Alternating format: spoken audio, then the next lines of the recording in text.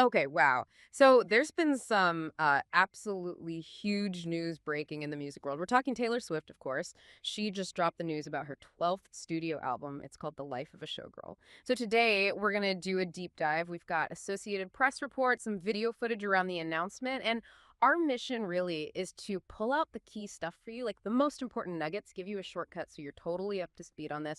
We'll focus on the surprising bits, the key insights. Okay, let's unpack this. And the way she revealed it, I mean, it wasn't just some standard press release, you know. It was this video. She dramatically pulls out this mint green briefcase with TS right on it. And she says it right there, quote, "This is my brand new album, The Life of a Showgirl, TS 12." Okay. Definitely a memorable way to make a splash. Well, absolutely. And what's really fascinating here is how carefully orchestrated these moments always seem to be with her. It's not casual. Like, this wasn't just the video. The announcement also hit her website precisely at 12:12 a.m. Oh, Tuesday, followed a countdown timer too, that kind of precision. It does a couple of things, I think. It gives the diehard fans those Easter eggs they love, builds huge engagement. But it also makes the announcement itself an event. It gets way more media buzz than just like a simple info drop. It's all about building that whole narrative. right. That makes sense. So details-wise, we don't actually have a release date yet for the album itself, but we do know the vinyl editions, they're listed on her site. It says they'll ship before October 13th. So that gives us something of a time frame, at least for the physical copies. Yeah, and if you sort of connect this to the bigger picture, you definitely see a pattern emerging, right?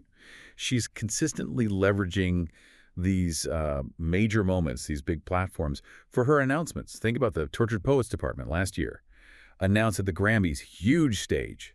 Then released during the Eras Tour, another massive event. It's Yeah. like, what's a masterclass in timing, really, Us. maximizing impact. Totally. And if you're like me and already waiting for more info, well, apparently we don't have too long to wait. She's expected to share more about the album this Wednesday on the New Heights podcast, actually. Ah, yes. And that choice of platform is, well, it's certainly notable, isn't it? For anyone who doesn't follow, that's the podcast hosted by her boyfriend, Travis Kelce, and his brother, Jason. Hmm. What kind of stands out to you about how these announcements seem to be evolving, Right. especially choosing that specific platform?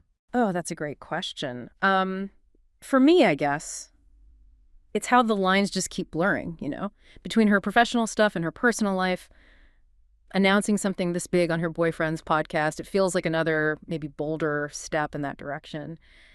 What do you think the strategic thinking is there behind that specific choice? Well, it's an interesting evolution, no doubt. I think by choosing a platform so, personally connected, Yeah. she's doing more than just reaching maybe a different audience segment. It kind of deepens the sense of authenticity, maybe, or intimacy around the whole announcement. It makes a standard album rollout feel more like a personal chat. Right. And it uses the huge cultural buzz around her relationship itself. It's pretty effective, actually. Engages fans on that personal level.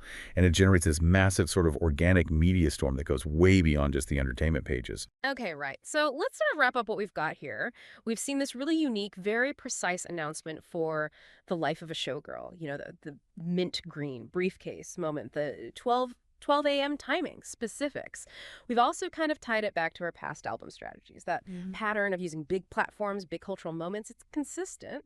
And now we're looking ahead to Wednesday, the New Heights podcast, for more details, which itself shows this interesting shift in how major artists might be connecting with people now. Yeah, exactly. And maybe something for you to think about as you go about your day is this.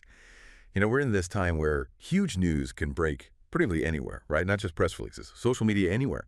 So when an artist like Taylor Swift, this massive global figure, chooses to drop key professional news on a platform so closely linked to her personal life, what does that really signify? It kind of highlights how those lines between celebrity, the personal brand, the actual artistic work, they're not just blurring anymore. It feels like they're actively being merged.